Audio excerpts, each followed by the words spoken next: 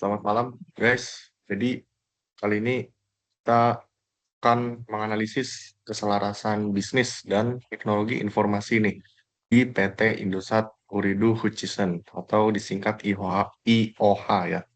Nah, yang akan dibahas dari penjelasan saya malam ini itu yaitu bagaimana sih transformasi bisnis telekomunikasi yang konvensional yang dulunya ini hanya jualan paket data dan menyediakan layanan operator, terus juga roaming. Sekarang dia tuh shifting ya, jadi menyediakan solusi AI. Nah, kira-kira bagaimana nih strategi dan pertimbangannya dari Indosat bisa shifting nyediain ke infrastruktur AI, which is teknologi yang lagi hype banget nih, atau lagi growing in demand. Nah, kali ini saya akan bahas nggak yang begitu teknis, yang penting kita tahu bagaimana Indosat bisa merumuskan langkah-langkahnya. Nah, sebelum kita ke sana, kita ke gambaran umum dari Indosat ini sendiri. Indosat ini yaitu yang sekarang kita kenal IOH, itu adalah merger dari 6 miliar, senilai 6 miliar US dollar antara Indosat Ooredoo dan Tri. Nah, kedua entitas ini dulunya ini masih beda bisnis, tapi sekarang dia sudah merger di tanggal Januari 2022. Ini menyebabkan dia menjadi operator telekomunikasi terbesar kedua di Indonesia. Selain itu juga merger ini juga dilakukan oleh perusahaan telekomunikasi asal Qatar yaitu Ooredoo. Nah, hasil merger ini menjadikan Indosat sekarang namanya Indosat Ooredoo Hutchison. Transformasi ini mereka bertransformasi dari telco konvensional, jadi mereka tuh punya julukan ya, namanya AI Native Echo dan AI Nation Shaper. Kemitraan mereka itu sudah bermain di ranah global ya. Ada di Nvidia, Google Gemini, dan juga Cisco sebagai infrastrukturnya. Nah, mereka tuh juga punya product solutions namanya AI Neo Cloud. Nah, mereka mencatatkan berdasarkan laporan keuangan Indosat tahun 2025 yang saya ambil dari Bursa Efek, website Bursa Efek. Q1 2026 pendapatan mereka tuh 16 juta dolar. Kontrak jangka panjangnya 170 juta dolar, sekitar 3 tahun. Nah, mereka ini juga punya terobosan baru yaitu LLM, sama seperti GPT atau Anthropic, tapi dia itu eh, bisa berbahasa nasional ya, bisa berbahasa daerah, mau bahasa Batak, bahasa Maluku dan sebagainya dengan 70 billion parameter yang dibuat. Oke, sekarang dinamika bisnis dan kinerja dari tahun 2025. Indosat sendiri punya tantangan industri, yaitu pasar seluler mereka terlalu banyak pemain ya.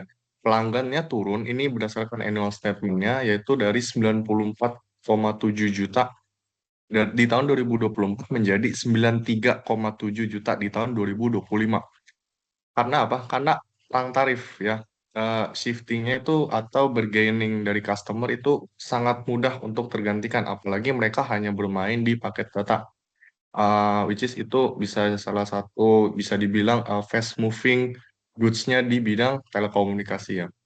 Terus juga ada ancaman dari satelit Starlink yang semakin menekan margin. Jadi mereka hanya dapat marginnya tipis saja. Karena Starlink itu kan solusinya mereka sudah murah. Nah, kinerja keuangannya mereka, pendapatan konsolidasi itu 56,5 triliun, EBITDA-nya 26,6 triliun, margin 47,1%, capex-nya itu 13,3 triliun, dan juga solusi mereka itu AI Neo Cloud, pendapatan awalnya itu 28 juta US dollar, yang dimana ini masih butuh improvisasi dari segi kinerja bisnis mereka. Nah, rumusan masalah yang saya tujukan di sini agar kita bisa menganalisis lebih detail gitu ya, yaitu pertama kita akan melihat keselarasan strategisnya. Sejauh mana kesiapan arsitektur IOH atau Indosat agar mereka bisa mendukung visi mereka sendiri, yaitu AI Native Tech-Co. Terus juga bagaimana sumber daya yang mereka punya, gimana Indosat ini bisa adaptasi nih sama tekanan dari kompetitif, yaitu dari segi harga data dan ancaman dari satelit global. Which is satelit global itu lebih matang, lebih proper daripada satelit yang kita punya lokal Indosat gitu. Terus juga ada portfolio aplikasi. Di sini saya punya framework nih, namanya McFarland Strategic Grid. Itu mereka mengukur portofolio produk teknologi mereka di internal sudah matang atau belum pada periode 2026 sampai 2028. Intinya tujuan umum ini tuh kita pengen ngerumusin untuk dukung nih transisi Indosat dari mereka jualan pakai data sampai mereka bisa nyediain solusi AI khususnya untuk Indonesia. Nah, di sini saya ngebuat semacam analisis SWOT. Di sini bisa dilihat strength-nya itu mereka ada di produk-produk mereka, apalagi mereka belakangan ini baru berkolaborasi sama Nvidia. Nah, weakness-nya mereka, pengeluaran production mereka itu 13,3 triliun dan juga 1% subscriber decline, terus juga network mereka tuh masih legacy, masih mengandalkan yang sudah lampau gitu ya. Terus opportunities di sini mereka punya kesempatan karena mereka punya LLM model yang menjangkau bahasa-bahasa lokal, terus juga mereka punya proyeksi tahun 2030 yaitu sebanyak 140 billion dolar dan juga mereka punya undang-undang perlindungan data pribadi yang sudah proper. Nah, ancamannya itu sangat agresif ya untuk perang tarif di luar di kompetitor, terus juga disrupsi satelit dari Starlink dari global, terus juga ada digital talent gap yang dimana ini menjadi PR Indosat sebagai AI enabler atau tech enabler di Indonesia ya. Nah, di sini saya menganalisis Frio atau dan vessel analisis. Frio ini menganalisis keunggulan kompetitif nih internal yang dipunyai oleh Indosat. Contoh di sini Frio itu terbagi menjadi valuable, bernilai, resource, mereka punya resource, inovatif, dan juga opportunity-nya. Nah, di sini infrastruktur AI itu semuanya bernilai ya, dan juga sahabat AI itu juga bernilai semua dari segi nilai, sumber daya, inovatif, dan juga kesempatannya. Ekosistem digital juga mereka juga punya fiber optik sendiri dan semacamnya. Nah, bisnis seluler konvensionalnya yang harus lebih diimprove. Kalau saya lihat, nah tadi dari yang internal Frio, ini kita lihat ke yang eksternal, PESEL ya. PESEL itu singkatan dari politik, ekonomi, sosial, teknologi, legal, dan juga environment. Nah, dari sisi politik, dukungan Komdigi itu sangat kuat ya, sangat besar, apalagi untuk perusahaan telekomunikasi nasional. Mereka tuh punya AI Center of Excellence. Indosat tuh punya centernya AI gitu ya. Dan juga ekonomi. Kalau kita ngelihat dari ekonomi, pasar ini masih ramai ya. Namun AI Neo Cloud punyanya Indosat itu tumbuh 28 juta dolar. Lalu teknologi. Teknologi ini banyak ancaman pemain dari pemain luar ya, seperti Starlink dan juga dan semacamnya. Tapi Indosat itu punya AI Run, terus Digital Twin, sama AI Ops. Ini menjadi keunggulan infrastruktur yang mereka punya yang bisa ditawarkan ke customer solutions ke depannya. Dan juga legal, dari sisi legal, Indosat ini harus patuh kepada Undang-Undang PDP dan standar OJK untuk cloud computing perbankan. Karena mereka mainnya ke vendor B2B dan juga pemerintah.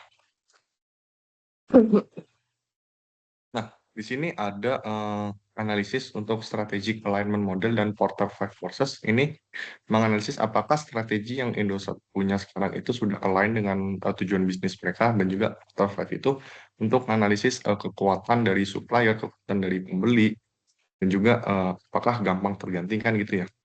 Bisa dilihat di diagram ini untuk new entrant trade-nya itu low karena high capex, jadi pengeluarannya Indosat itu sangat tinggi ya. Dan juga yang kedua itu supplier power, kekuatan dari supplier itu tinggi. Nah, supplier power ini bisa menjadi kompetitornya Indosat untuk supplier. Dari sini ada Nvidia, Cisco, dan Nokia. Mereka masih bergantung ke perusahaan global itu. Terus juga kekuatan dari pembeli ya. Pembeli gampang banget switching ke produk-produk lain. Mungkin seperti kompetitornya seperti Telkomsel atau XL dan semacamnya karena biaya yang dibutuhkan untuk membeli sebuah paket data itu kecil, jadi bisa sangat terjadi perang tarif. Lalu juga gampang tergantikan ya. Misal satelit yang ditawarkan oleh kompetitor global biasanya lebih murah dan lebih kencang nih untuk bandwidth dan networknya. Dan juga sekarang lagi marak untuk WiFi ilegal ya. Yang kedua yang kelima itu intensitas persaingan. Karena tadi yang sudah saya jelaskan banyak pemain juga dari global atau internal dan juga terjadi perang tarif nih antar customer itu menyebabkan persaingannya ini sangat-sangat tinggi ya. Nah, lalu kita coba lihat di strategic alignment apakah sudah sesuai bisnis dan TI-nya Indosat. Kalau dari bisnis strategi, telecommunication, AI native telco ini sudah sesuai ya untuk fokus B2B dan juga AI national enabler. IT strategi, mereka punya sahabat AI, AI RAN, dan juga AI Neo Cloud sebagai core produk mereka, sebagai pendukung infrastruktur telekomunikasi dan juga menyediakan infrastruktur AI untuk nasional. Dan juga dari sisi organisasi infrastruktur, mereka punya program ya CSR gitu untuk melatih mahasiswa. Namanya itu ID Camp. Mereka punya dana 3,5 triliun dan juga mereka bermitra dengan Watwani Foundation ya untuk restrukturisasi pendidikan-pendidikan untuk kalangan mahasiswa dan orang-orang yang ingin belajar tentang teknologi. Mereka juga punya IT infrastructure, mereka punya Green Data Center, terus juga FiberCo, dan juga GPU-nya NVIDIA untuk melakukan riset AI lebih lanjut lagi. Nah, di sini ada McFarland Strategic Grid dan Issue Tree. Portofolio SITI Indosat sendiri itu kita bagi menjadi kuadran strategik, turnaround, factory, dan support. Strategik ini yang akan menjadi sistem yang akan menjadi possibility improvement atau kesempatan yang tinggi nih. Kalau turnaround, ini sistem yang sekarang menjadi batasan bawah tapi masih bisa diimprove. Factory ini sistem yang sudah usang tapi masih ada kesempatan untuk improve, dan support ini sistem yang menjadi pendukung sekarang. Nah, sekarang kita lihat jadi prioritasnya. Contoh sistem yang ada di Indonesia itu mereka punya AI Cloud, terus LLM-nya ini menjadi eh, spek yang bagus nih. Lalu ada AI Sandbox atau riset, dan pilot AI itu masuk ke Aron karena masih tahap riset tapi bisa menjadi sangat tinggi di depan, di masa depan. Terus juga Factory yang udah dimiliki oleh mereka sekarang itu punya jaringan 4G BTS, 5G, dan juga billing system. Nah, ini core produk mereka dari dulu, dan ini bisa menjadi potensial. Dan juga yang harus difokuskan itu tiga. Kalau HR dan email atau infrastruktur di internal itu low ya, karena mereka nggak secara langsung berhadapan dengan market gitu. Makanya kita masukkan ke support. Nah, dari isu tree yang sudah dijelaskan tadi, kita rangkum menjadi tiga solusi nih. Saya rangkum menjadi solusi, yaitu yang pertama, hyper personalized AI agent. AI ini bisa diintegrasi nih di aplikasi Indosat yang menjadi wadah customer seperti di My Tree dan Bima Plus untuk pelanggan retention ya. Terus juga bisa monetisasi API Camara atau API jaringan untuk ekosistem pengembang party ya. Kalau misal ada semacam kontributor atau community yang ingin mengembangkan API dari sistem AI atau LLM dari Indosat ini, mereka bisa ngasih akses API berupa subscription atau semacamnya. Dan yang ketiga, itu kita harus mengedepan program Zero Trust atau Sovereign SOC atau Center Solution Security of Center gitu. Enkripsi dinamis dan manajemen untuk biar mereka bisa patuh terhadap peraturan UU PDP ya. Nah, ini untuk proyeksi keuangannya, di sini saya bagi menjadi beberapa, yaitu tadi program solusi kita ada AI Neo Cloud, ada AI Run, ada Sahabat AI, ada Super App Lifestyle Hub yang terintegrasi di My Entry dan Bima Plus ya. Ini kira-kira memakan biaya yang paling tinggi itu 25 miliar ya untuk AI Neo Cloud, terus untuk AI Run Laptop itu sekitaran 4,9 miliar, sahabat AI API itu sekitaran 3 sampai 4 miliar, dan juga Super Lifestyle Hub itu bisa memakan sampai eh, 7 miliaran ya. Nah, di sini ada proyeksi pendapatannya, total investasi yang harus dikeluarkan Indosat itu 18 miliar, terus proyeksi pendapatan 38 miliar. Ini sudah dianalisis, dan juga ROI-nya itu bisa mencapai 12%-an. Untuk timeline yang saya bagi menjadi 1 tahun per kuartal ya, di Q1 sampai Q4. Nah, kesimpulannya, prioritas utama mereka itu harus mitigasi resiko dan efisiensi. Mereka harus mendapatkan zero trust untuk mereka bisa patuh terhadap peraturannya, yang di sana ada security-nya, terus harus migrasi AI Ops dengan target downtime yang memotong eh, istilahnya bug sebanyak turun 33%. Lalu untuk prioritas menengah, mereka bisa untuk menumbuhkan pendapatannya dulu untuk nge-scaling dari AI Neo Cloud, terus juga integrasi API, sahabat AI, dan juga optimisasi GPU yang mereka punya dengan Google Gemini, karena mereka sudah collab ya. Untuk jangka panjang mereka bisa mengembangkan lagi AI enabler mereka, program mereka yaitu IDCAM dan menyalakan lagi atau mengimprove lagi AI Center of Excellence untuk memberikan pendidikan kepada talent-talent di nasional. Intinya Indosat nih berhasil transformasi jadi AI native teko untuk menyeimbangkan efisiensi operasional, meningkatkan keuntungan mereka, meningkatkan positioning mereka, dan juga meningkatkan talenta gap di Indonesia. Nah, mungkin itu hasil analisis Indosat dari saya, apakah sudah selaras dengan bisnis dan TI mereka. Terima kasih telah menonton. Boleh komen apa pendapat teman-teman dengan hasil analisis saya. Mungkin ada yang setuju, mungkin ada yang tidak, mungkin ada yang tidak. Ya. Oke, terima kasih. Selamat malam.